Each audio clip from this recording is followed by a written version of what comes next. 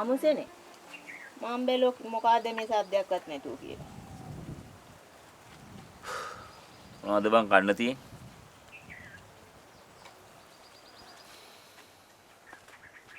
මං උයලා ඇති.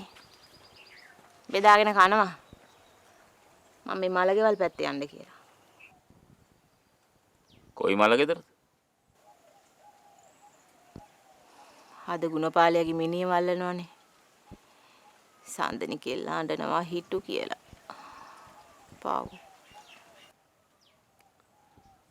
මේ ගමේ කී දෙනෙක් නම් අලි ගහලා මරුණද බං? හානේ මන්දා. වන ජීවිකේ උන් ඉතින් එක එක කාලට එක එක එව්ව කරනවා. තාම බැරි වුණානේ මේ ගමට අලියන එක නවත්තන්න. අලුත් එක මේ පැත්තේ ආවද? ඔය ඇවිත් තමුසේ වහලා ගියේ. ඉතින් තමුසෙට බැරි වුණාද?